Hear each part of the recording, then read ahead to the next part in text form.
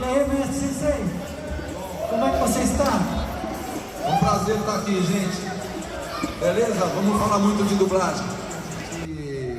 Eu já passei por aqui algumas vezes, mas esse convite para vir para Arapongas me fez olhar para essa região, para essa cidade de uma forma mais carinhosa.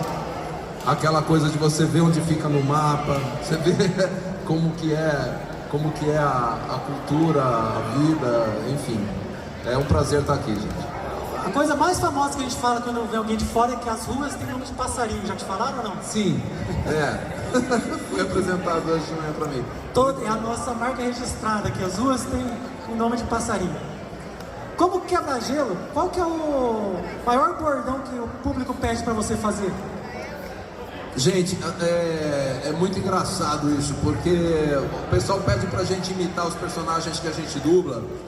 E assim, tudo que eu faço dos personagens que eu dublo vem deles, vem da tela. Então, tipo, quando eu faço alguma coisa onde eu não estou olhando pro personagem, é um chute.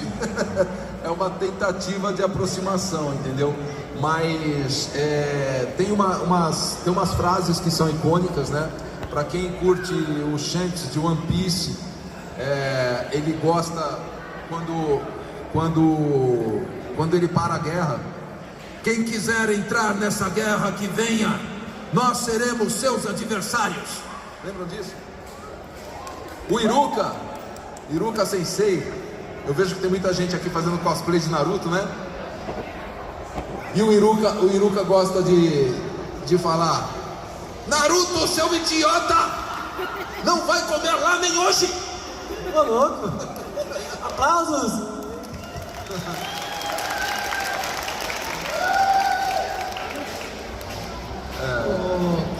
Você começou já faz um tempinho, já não vou revelar o ano aqui porque é muito estranho, né? Mas como é que foi o começo da tua carreira? Então, gente, eu como ator, eu tive muita dificuldade, porque eu venho de uma família humilde também. Eu nunca pude pagar para ser ator. Então, tipo, qualquer curso que fosse pago, eu não poderia fazer. Então, primeira coisa, eu primeiro me enfiei num grupo de teatro amador da minha cidade, em São Vicente. Esse grupo de teatro amador, a gente foi dirigido por um cara que fazia escola de arte dramática na USP em São Paulo. E ele levou a gente para conhecer teatro profissional em São Paulo, levou a gente para assistir grandes espetáculos, apresentou pra gente as possibilidades que havia pra gente estudar teatro sem ter que pôr a mão no bolso. Eu fazia uma ETEC de eletrônica que eu odiava, mas eu sabia que eu tinha que ir até o fim, porque eu precisava de um emprego até me formar como ator. Então eu fiz essa ETEC de eletrônica, isso me garantiu um emprego em São Paulo, no qual eu passei 5 anos e meio, e até que foi um emprego muito legal. Eu trabalhei com manutenção de aviões durante 5 anos e meio. Mas enquanto eu trabalhava com isso, eu me formava ator. Aí eu passei pelo Antunes Filho, Centro de Pesquisas Teatrais, no Sesc, em São Paulo, que é um centro de formação que muitos atores hoje passaram por lá.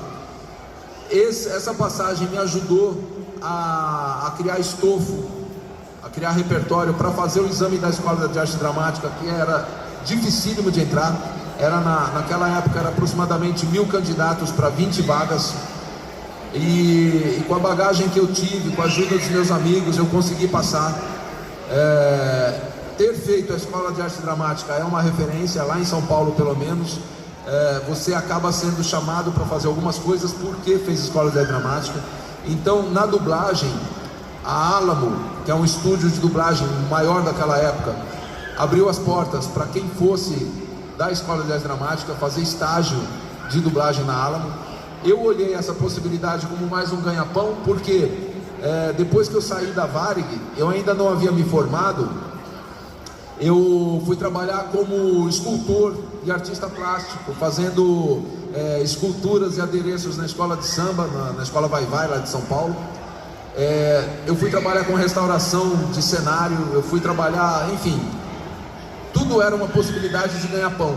E aí eu via na dublagem como mais uma possibilidade de fazer uma grana. Mas aos poucos a dublagem silenciosamente foi tomando conta da minha vida. Eu que fazia teatro, fazia outras coisas como ator, eu fui deixando de fazer para dar espaço para a dublagem. E acho que não foi eu que escolhi a dublagem, mas foi a dublagem que me escolheu. E acho que eu tô nela até hoje por causa disso. Valeu, obrigado. Eu tenho uma pergunta pra você. Eu vi esses tempos, tava te stalkeando, e eu vi que um dos personagens que você disse que foi mais difícil de dublar é de um anime, de Full Metal Alchemist, o Inveja. Me fala um pouquinho por que foi difícil, o que você achou? Porque tanto, sendo um ator, né, ator, dublador tão talentoso como você, o que foi difícil nesse personagem? Então, é engraçado porque assim, eu digo sempre para as pessoas que eu sou movido a desafios, né? A gente como artista, a gente adora um desafio, né? E alguns desafios, eles são frustrantes, porque eu que já trabalhei como artista plástico, por exemplo, teve muita coisa que eu tentei fazer e não consegui. Teve muito quadro que eu comecei a pensar, que eu comecei a pintar pensando num resultado e ele me levou para outro resultado. E cada personagem que você faz, mesmo na dublagem, ele tem esse desafio e às vezes o resultado não é aquele que você esperava. Quando veio o Full Metal, até hoje eu tenho muito cuidado para falar de Full Metal, porque você fazer um personagem que não tem o sexo definido é um grande desafio, e ao mesmo tempo você tem que fazer esse personagem de uma maneira respeitosa até com a população LGBTQIA+. E para mim o grande desafio como artista era dar vida para esse personagem de uma forma honesta, verdadeira. Apesar dele ser um vilão, a gente tem que defender o personagem como se a gente entendesse a vilania dele por uma razão, uma motivação genuína. Então, esses dias eu fiz um evento lá em São Paulo, eu participei da BGS, e um fã me trouxe uma pelúcia daquele bichinho do Inveja, quando ele é reduzido àquela lesminha minúscula. E aquilo para mim foi de uma lembrança muito grande, assim, de todo o trabalho que foi feito nesse personagem. Eu fiz não só o anime, mas eu também fiz o mesmo personagem nos 3 live action que existe, acho que inclusive não sei se tem no Netflix, mas eu fui mantido pela Úrsula Bezerra também, que foi a diretora da série. Teve uma versão da Sony que eles me colocaram para fazer um outro personagem, mas assim, a minha vida ficou marcada como Inveja também. Então não dá para citar a minha carreira de dublagem sem falar do Inveja e assim, eu não digo para vocês, eu não vou dizer que foi a melhor coisa que eu fiz, porque eu sou muito suspeito para falar. Uma coisa que eu posso garantir para vocês, eu me esforcei pra caramba para tentar fazer um trabalho legal no Inveja. E você conseguiu, viu? Porque o Inveja é um dos homúnculos mais queridos aí pela galera.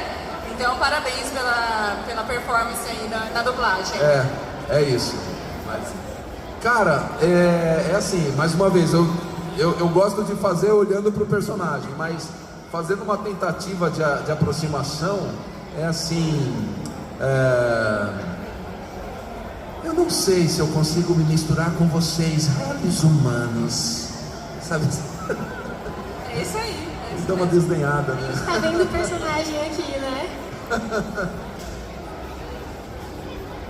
E aí você falou que trabalhou com tudo isso, né? Com todas as coisas que você passou pela sua vida. E você continuou morando em São Paulo daí, então? Sim, a dublagem, ela tem um eixo, né, mais tradicional, que é o eixo Rio-São Paulo. Então, por conta da minha vida se estabilizar na dublagem, dela ser o meu principal ganha-pão, eu acabei ficando no eixo Rio-São Paulo. E acho que assim, no Brasil, de uma forma geral, você tem polos de dublagem em outros lugares. Você tem dublagens que são feitas hoje em lugares diferentes e que não são tão tradicionais, como Maranhão, Porto Alegre, Brasília. Lá em São Paulo mesmo você tem o Campinas, que já não é a capital, mas você vê trabalhos sendo não tão bem feitos por falta de uma formação mais clássica na dublagem, né? E quando eu digo de uma formação, eu estou falando assim, muitas pessoas torcem o nariz para uma questão muito importante que a dublagem exige da gente, que é a interpretação. Então, eu vejo muita gente que quer fazer dublagem baseando o trabalho na voz e no sincronismo, mas esquecem de uma parte fundamental da dublagem, que é a interpretação, o trabalho de ator na dublagem, porque você tem que dar vida para aqueles personagens e você tem que dar verdade para esses personagens. Falar o texto com verdade cênica é o maior desafio hoje para qualquer dublador. E eu vejo que às vezes, por falta de uma direção artística mais refinada, você vê muitos trabalhos jogados fora. Porque assim, eu odeio quando eu estou assistindo um filme e um erro de base nesse filme, um erro de dublagem, seja uma voz mal escalada. A gente vê, infelizmente, elencos muito mal feitos nas dublagens fora do eixo Rio-São Paulo. Eu não estou sendo preconceituoso, gente, porque eu vejo isso, eu vejo o resultado disso. As pessoas acham que com 20 anos de idade eles podem dublar um velho de 80 e acho que isso tem limites, né? Eu, por exemplo, se eu estou assistindo um filme que é um filme épico chinês, e lá tem um velho de 90 anos com uma voz de 20 anos e o cara ainda fazendo força para ficar mais velho, eu acho horroroso. Eu acho deprimente. Você tem que fazer uma voz assim para fingir que você é velho, vai ficar um velhinho caricato, e isso foge do naturalismo proposto nos filmes de live action. E ainda acaba queimando, né, a parte da dublagem brasileira, porque aí o público assiste isso, aí você vai no cinema. Eu, por exemplo, eu sei que nós temos qualidade hoje para fazer uma dublagem a ponto da dublagem ser preferida nas salas de cinema, mas infelizmente isso ainda não acontece, porque boa parte dos trabalhos que são feitos hoje são medíocres. Então, tipo, as pessoas não têm uma experiência legal para chegar no cinema e escolher o filme dublado. Ainda vejo que as pessoas preferem muito ainda ver o filme legendado do que o dublado nas salas de cinema. Eu não entendo por quê, porque assim, a maior parte das coisas que são feitas para cinema, existe um cuidado triplicado, até porque o orçamento para ser feito é 3 vezes maior. Então, nós recebemos um cachê triplicado para fazer cinema. Então, não tem do que reclamar. Assim, a escolha das vozes é sempre criteriosa, a direção artística procura vestir cada movimento labial, assim, por menor que ele seja, porque na tela de cinema ele fica enorme, né? O som do cinema, ele tem um cuidado todo especial. Então, assim, eu assisto os filmes dublados no cinema, assim, sem dor na consciência, sem o menor medo, assim, sabe? E todos eles são imersivos, todos são muito bem feitos. Então, tipo, quando eu vejo, geralmente, nos canais de streaming, uma dublagem medíocre, dói no coração, assim. Então, tipo, a minha vontade era de mostrar para essas pessoas o quanto poderia ser melhor. Só que, assim, uma pessoa que começa a fazer a dublagem, para ela é suficiente ter voz e sincronismo. Uma pessoa que não sabe a importância da interpretação, ela não vai saber identificar que aquilo que ela fez está horrível. Às vezes a pessoa faz uma coisa medíocre e fala assim: ah, minha mãe gostou. Ou tipo... Só sua mãe mesmo. Inclusive, eu tô assistindo, acompanhando um anime na Netflix e eu adoro assistir tudo dublado. Mas me decepcionei porque apareceu um personagem que é mais velho, é pai do principal, só que a voz dele parece mais novo. E aquilo me decepcionou de uma maneira, porque eu adoro assistir dublado. Gente, basta um pequeno erro para tirar você da imersão. A gente, como ator, a nossa principal missão é contar histórias. Então, tipo, se você tira o público da imersão na história, é porque aconteceu um erro. Então esse erro pode ter sido uma tradução ruim, pode ter sido um nome mal pronunciado, pode ter sido uma voz mal escalada. Já teve coisas, mesmo em São Paulo, a gente fazendo, que ficam ruins, assim, tipo, uma criança de 10 anos, às vezes até tem poucas falas no filme, feita por uma pessoa de 50, é horrível. Quando você percebe que aquela criança não tem 10 anos, ela tem 50, é horrível. Quando você comentou sobre isso, era justamente isso que eu ia comentar. Que antes as crianças eram feitas por mulheres, né? Às vezes as mulheres mais velhas faziam crianças. Mas espera aí, é que tem trabalho, como eu falei para vocês. Um dos desafios que tem no universo da dublagem, para as mulheres principalmente, é a dublagem de crianças. Porque hoje você não tem realmente assim, no universo infantil, crianças que têm uma boa leitura, que tenham trabalhos de interpretação, que consigam fazer os trabalhos que exigem na dublagem. Então, boa parte dessas crianças, elas são dubladas às vezes por mulheres adultas, que se especializam nisso. Então eu vou contar uma história para vocês que faz parte da história da dublagem, né? Vocês sabem aqui que a Angélica Santos, que é uma dubladora, ela é a voz do Cebolinha. Tudo bem, é a voz do Cebolinha, mas é um personagem caricato, a gente pode botar nessa conta. Aí ela era coordenadora da Alamo quando apareceu uma série para ser dublada na Alamo chamada Anos Incríveis. Lembram disso? Uma exigência do cliente era que o papel principal fosse feito por um menino. Ele não queria mulheres dublando menino. Queria uma criança, no caso. Ele queria uma criança, um menino de verdade, que soubesse interpretar e ler o suficientemente bem para fazer aquele personagem. Aí a Angélica, ela mandou as vozes que ela selecionou lá dos meninos que havia disponíveis na época, e o cliente não gostou de nenhum. Aí ela pegou e selecionou mais um grupo. Ela colocou o nome dela modificado. Ela colocou Renato, Carlos, não sei das quantas, uma coisa assim. E aí ela mandou os testes para o cliente. E o cliente devolveu dizendo o seguinte: ó, nós gostamos do Carlos, não sei das quantas. Aí ela pegou, que era justamente ela. Ela falou assim: olha, esse sou eu. E eles escolheram a voz dela, achando que era de um menino. Mas por quê? Por conta da interpretação dela. Então, um trabalho bem feito mesmo. E ela fez Anos Incríveis. Ela foi até esse moleque ficar adulto. Com 19 anos ela ainda dublava ele. Sim. Então é um grande desafio, né? A dublagem propõe esses desafios. Para as mulheres, assim, a gente tem a Ivete Jaime, que foi ela dublou o Will Robinson, que provavelmente não é do tempo de vocês. Os mais velhos aí vão lembrar de uma série chamada Perdidos no Espaço. E tinha um menino da família que era o Will Robinson, dublado pela Ivete Jaime, que também marcou história. Você não diz que é uma mulher dublando o personagem.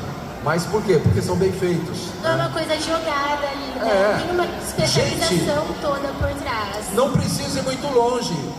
Quem curte One Piece aí, porra, o trabalho da Carol Valença é fantástico. É ou não é? Demais, sou fã, já conheci. Cara, então, é isso. A Úrsula fazendo Naruto, né? A Úrsula que me dirigiu em Fullmetal. É fantástico o trabalho dela fazendo Naruto, né? Pessoal, quem tem pergunta, fique à vontade. vem aqui. Entendeu? Pessoal, chega aqui pertinho. Então, mas deixa eu te ficar. Quem tem pergunta, pessoal? Quer ouvir algum personagem? Ó. Ela tem ali, ó. Chega aqui pertinho da gente.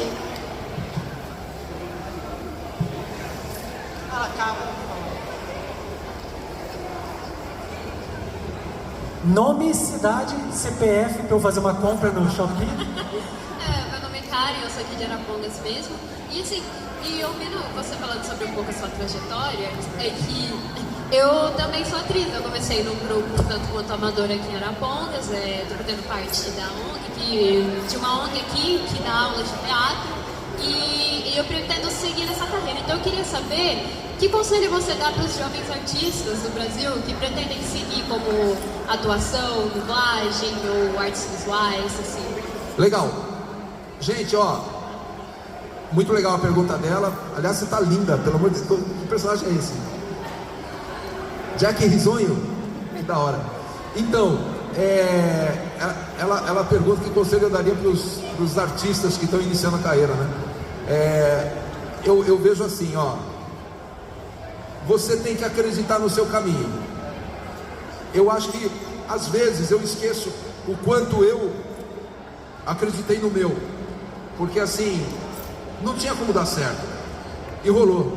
Então tipo, pra ver eu não tinha grana pra ver espetáculo profissional em São Paulo. Eu pegava carona no pé da serra. Naquela época talvez ainda havia um pouco de segurança para fazer isso. Hoje em dia eu acho que eu não aconselharia meu filho a pegar carona no pé da serra. Mas assim, eu pegava carona, chegava em São Paulo, eu ia a pé até o teatro, porque eu não tinha grana para pagar o metrô. Chegava no teatro, eu pedia ingresso, porque eu queria ver a peça. E eu explicava que eu não tinha grana, que eu era do teatro amador, e geralmente eu conseguia. Mesmo na dublagem hoje, existe, lá em São Paulo mesmo, o pessoal criou lá um grupinho de WhatsApp que eu chamo de grupinho do medo. Que é assim, inteligência artificial, o trabalho vai acabar, o trabalho está diminuindo, agora eu não vou conseguir, o trabalho...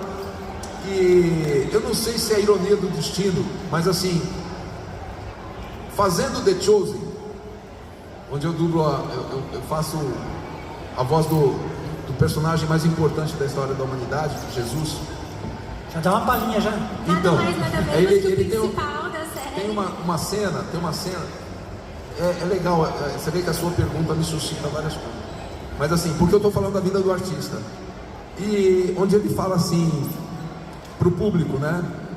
Eu estava justamente nessa pegada de, numa semana que eu estava com pouco trabalho, a gente teve uma fase lá, a dublagem, ela tem essas coisas. Às vezes o trabalho some. E de repente vem uma batelada grande e aí você volta a ter a agenda cheia. Mas assim, a gente precisa conviver com isso, é sempre sazonal. Mas, e no dia que eu estava injuriado assim, pela falta de trabalho, eu fui dublar um episódio de The Chosen e Jesus falava assim: não se preocupem com o que vocês vão comer ou beber, porque o meu Pai alimenta os pássaros do céu. E não pensem em vocês que Ele gosta mais dos pássaros do que de vocês. Não se preocupem com o que vocês vão vestir, porque o Pai também veste os lírios do campo, melhor do que as roupas do rei Salomão. E não pensem em vocês que Ele gosta mais dos lírios do que de vocês. Então não se preocupem com o que vocês vão comer ou beber ou se vestir, porque tudo será provido. Então quando você faz o seu caminho dentro da arte, é isso que você tem que ver. Tem aquela história de 1000 cairão do seu lado, 1000 do outro lado, e você vai seguir em frente, porque você tem que acreditar no seu potencial, sabe? Não dá margem para esses medos impedirem a sua trajetória. Eu acho que esse é o maior desafio de todo artista, é seguir sempre em frente, apesar de tudo. Obrigado. Como você estava falando anteriormente, né? Justamente que tinha tudo para você não seguir nesse caminho e você ainda assim seguiu. Ainda assim eu fui em frente. Próximo. Esse foi meu aluno. O meu nome é Gustavo. Eu tenho uma pergunta capciosa relacionada ao One Piece, principalmente aos últimos capítulos. Qual foi sua reação ao saber que o Shanks, seu personagem, tem um irmão gêmeo? Um spoiler, hein? Ele tá dando um spoiler. Gente, é assim, quando eu descobri isso, eu comentei assim superficialmente: cara, o meu filho ficou num veneno. Falando, eu não quero spoiler. E ele todo dia ele fica no meu pé. Você já viu? Você está assistindo One Piece? Você está vendo One Piece? Ele me obriga a ver One Piece. Assim, ele quer que eu veja One Piece. Porque, mas cara, é assim, eu sou, respondendo a sua pergunta, eu me considero um dublador de personagens importantes que aparecem pouco. Eu não sei se vocês sabem, mas nós ganhamos o nosso cachê pelo volume de falas que o nosso personagem tem. Não importa se ele é importante ou não. Se ele aparece pouco, a gente não ganha tanto, a gente ganha pouco. Coitado. Então, eu vivi isso com o Shanks, eu vivi isso com o Iruka, eu vivi isso com o Sesshomaru e no Yasha. São personagens importantes que aparecem pouco. O Apollo, o Cavaleiro do Zodíaco, são personagens maravilhosos. Mas aí que tá, o poder deles é muito grande para você usar frequentemente. Então o poder que esses personagens têm é tão grande que eles só podem aparecer pontualmente. Tem que ser raro para ser importante, né? Vocês podem ver, os grandes eventos da nossa vida, os mais importantes, eles não acontecem todo dia. Não é todo dia que você se forma, não é todo ano, não é todo dia do ano que você faz aniversário, não é todo dia que você tem uma realização, que você consegue um bom emprego. Então é assim, os personagens poderosos, mais importantes, eles têm, às vezes, aparecem menos, porque quando eles aparecem, eles chegam para resolver a parada. Então, para mim, primeiro que assim, não era uma obrigação da direção artística de One Piece colocar a mesma voz no irmão gêmeo. Poderia ter outra voz.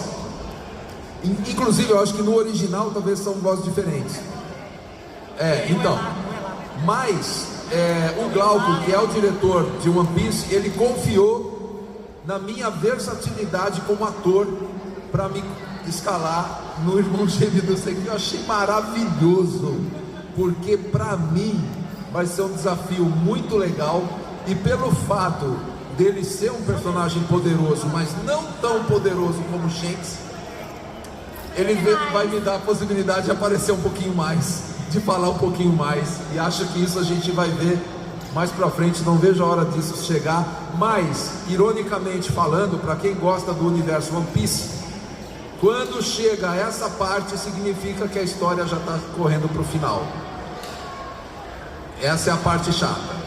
Essa é a parte chata, porque a hora que esses personagens aparecerem, significa que está caminhando pro desfecho. Agora a pergunta que não quer calar: quando você estiver no mão dos dois, você vai ganhar em dobro? Vou ganhar individualmente, cada um deles. Aí sim, aí dá pra conversar. É como se eu estivesse fazendo um trabalho e depois o outro. Personagens diferentes mesmo, né? Então, antes da pergunta, eu quero ouvir o Shanks, uma palhinha. Falou: boa tarde, Arapongas, vamos embarcar comigo. Cara, eu fiz, né? Quem viu a chamada que eu fiz do evento, né? Quem quiser embarcar nessa festa, que venha! Aí, porque aí não é a guerra, né? Eu usei a mesma chamada Mas,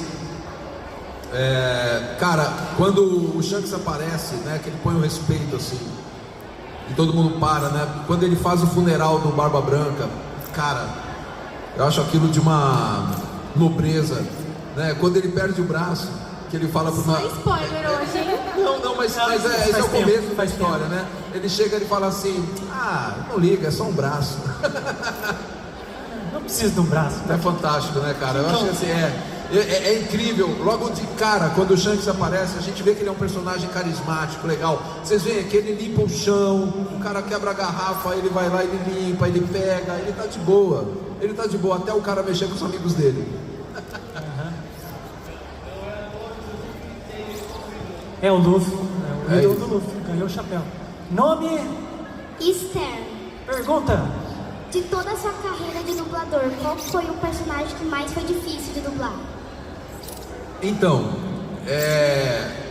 legal ela ter feito essa pergunta, mas assim, eu tive alguns desafios muito legais na dublagem, assim, né? Um deles foi o Inveja do Fullmetal. Eu diria que é um dos mais difíceis, foi o Inveja do Fullmetal, por todas as questões que eu coloquei para vocês.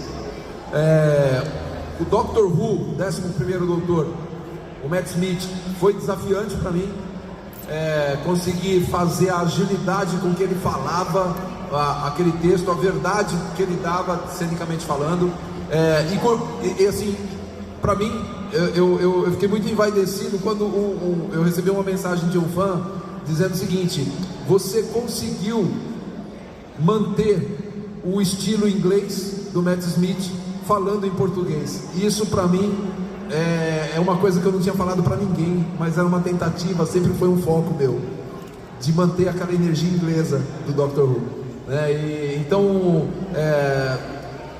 Jesus in The Chosen, cara, você vai fazer o personagem mais importante da história da humanidade, é uma responsabilidade muito grande também. Então, é um grande desafio também. Então, mas a cada trabalho eu sou testado, eu diria isso. Então, quando aparecer agora, né, eventualmente aparecendo, fazendo o irmão gêmeo do Shanks, eu vou ter um novo desafio pela frente. Aí só esperando para ver o que vai acontecer. Aguardemos. Partindo pro final, pediram uma voz aqui. Só orientar vocês a logística, o Meet. Quem adquiriu ingressos do Meet é lá na Arena Gamer, lá em Camarim. Então pode ir lá fazendo a fila, a gente já daqui a pouco vai pra lá. Pediram pra você falar um pouco do Daryl. Você ainda vive esse personagem, né? Sim, eu não posso citar minha carreira sem falar do Norman Reedus, do Daryl Dixon, The Walking Dead. Para mim é uma honra muito grande alcançar uma confiança, porque assim, nós não temos um contrato de trabalho que obrigue os estúdios a escalarem sempre a mesma voz para aquele personagem. Isso a gente conquista como o trabalho. Então, tipo, porque eu faço um trabalho legal, as pessoas me chamam para fazer o mesmo personagem sempre que ele aparece.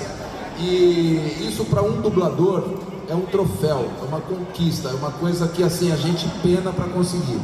Muitos colegas meus que trabalham há décadas na dublagem não têm um personagem fixo como eu tenho no Norman Reedus. Então, e ao mesmo tempo eu fui acompanhando o estilo de interpretação dele fazendo o Daryl Dixon. É um personagem importante do universo do Walking Dead, mas é uma energia que ele carrega também quando ele faz o Death Stranding, onde ele faz o Sam Porter Bridge. Para quem acompanhou,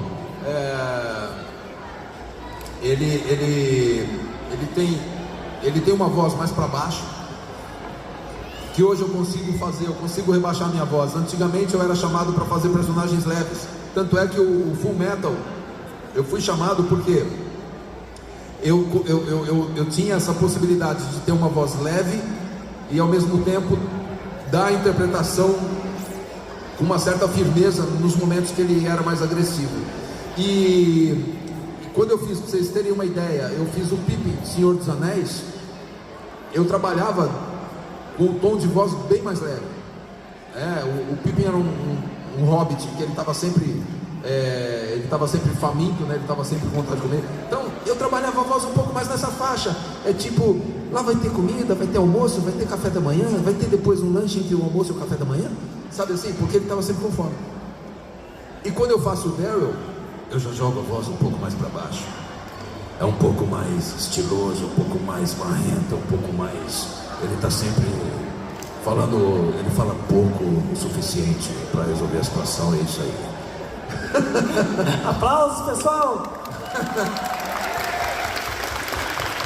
Mas eu gosto muito do... Eu tenho no Instagram, quem quiser conferir lá depois, Silvio Giraldi _ oficial. Eu também respondo perguntas e eu faço essa interação com o público lá sempre que possível. Às vezes demora um pouquinho para responder por causa da quantidade, mas eu estou sempre atendendo as pessoas por lá. E aí eu publiquei um vídeo que é o começo do Death Stranding 2, onde ele fala mais ou menos assim: no começo houve uma explosão que fez girar o mundo naquele espaço. Então veio outra explosão, uma explosão que fez surgir a vida como nós conhecemos. E em seguida veio outra explosão. E aí começa a cena do game, que é fantástico, né? Já quero jogar, já. E eu pude conhecer o Kojima pessoalmente. Para mim, esse criador fantástico. E quem for lá na minha conta do Instagram vai ver a foto que eu tirei com ele. E o mais fantástico de tudo isso foi ver meu filho tirando foto com ele. Eu consegui levar o meu filho para conhecer o Kojima. Puta, cara. Porque assim, eu não tenho tempo de jogar. Eu não tenho tempo, minha vida é muito corrida. Eu não consigo jogar. Eu gostaria, mas não consigo. Porque não falta trabalho, né? Então, mas o meu filho joga e ele sabe o tamanho que tem o Kojima. Ele sabe o tamanho que tem o Kojima. É um trem, É o nosso amigo, ó. Já vou. Pessoal, enquanto o trem vem, vai todo mundo aqui pra frente pra gente fazer uma foto aqui com o Silvio. Vem aqui, ó, organiza aí com a caixa, pessoal. A gente vai fazer uma foto daqui pra cá. 21. Não, 23, Você que era uma criança. 23. Pode parar.